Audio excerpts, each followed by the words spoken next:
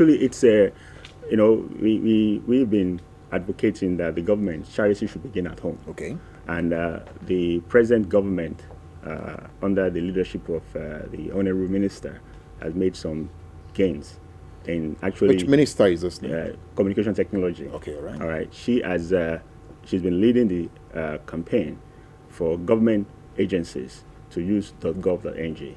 So .gov.ng is reserved for government. Okay. And if our officials are carrying .gov.ng, it gives it legitimacy.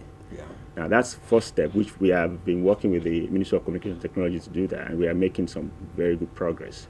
In the next couple of months, you will see that almost all the emails of the government establishments, MDAs, are going to be on .gov.ng. Okay. So that's the first step.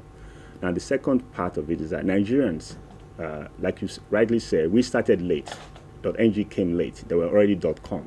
And Nigerians, we have a tendency to embrace something that's foreign. But we also, I like the way you were calling it Naira. It's unique in the sense that, we don't spend dollar in Nigeria.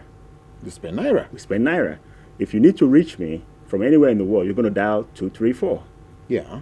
That's our country code. Yeah. So .ng is just like our Naira, our currency, and plus 234 is our telephone code. .ng is our internet code. I see. So not just the patriotic part of it, there is an element of patriotism there, but there's also a pride that's associated with having your own unique identity on the internet. If I want to locate a South African, for instance. South African entity, I know it ends with .za. If I want to locate a German entity, the .de, Germany alone has over 15 million domain address. They are a nation of maybe 35, 40 million. They got 50 million names registered.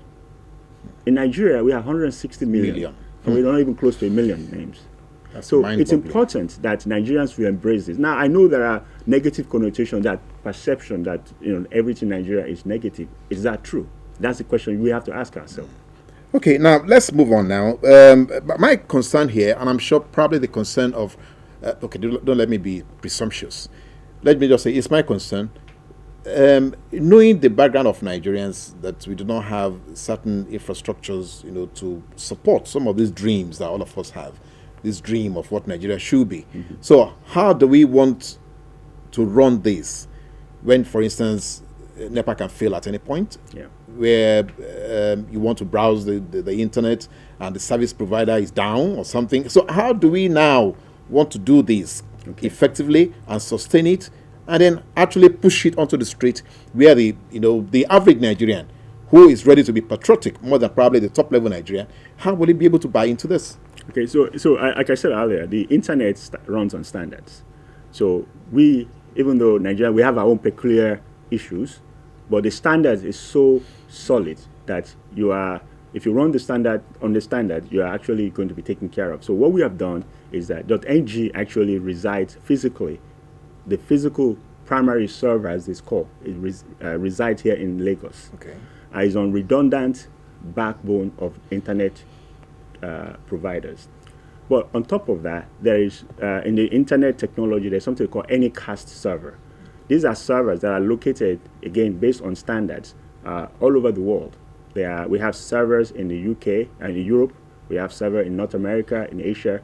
So these servers, as soon as you register a domain name in Nigeria, it automatically, within 5 minutes, it's distributed all over the world. So even if we were to be cut off, NEPA, fiber, whatever, those names will still be available. They will still be available. So we run that, and NEPA is an issue, but we have built and we have invested in inverters. We have batteries. We have servers redundant, so we have copies of our database outside of Nigeria. So the standards that the whole world runs on is exactly the same thing. Yeah, we do have NEPA failure once in a while, but it never really affects us because NEPA has to be gone for a whole week for us to be down. Now, we just we got hit a little there by NEPA right in the studio whilst we were talking. Well, not NEPA, PHCN, pardon me. But I guess the carryover of all these years with NEPA and NEPA, the children even reminds you, oh, up NEPA. Now, but let's look at this now. It's still part of this same game plan or this terrible game that Nigeria plays, that we are bothered about. looking at the corrupting tendencies of Nigerian officials and government and all that, do you think .ng can survive? That's number one question. Then maybe as a follow-up to that, or as don't let me call it a follow-up, maybe as an adjunct to it, is the issue that right now there's a simmering, query somewhere that a particular company has been given almost like a fiat to register all government MDAs and all that and other people are like, why must there be a monopoly by one company to do all the registration, for all government agencies? So how do you want to address that? Well, that's an interesting development, and it happened in the last 1 year or so. You see, the .gov.ng, we consider it as a closed domain. In the sense that it shouldn't be open to individuals.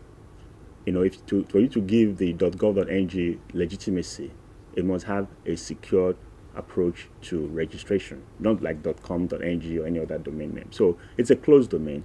So what we've done now, because we are non-governmental, and we have NIRA, we have NIDA, and then there is Galaxy Backbone. Okay, we're going to come to that shortly, but just go on. Okay, so basically, it's because it's a closed domain, it has to be regulated by a government-sanctioned agency.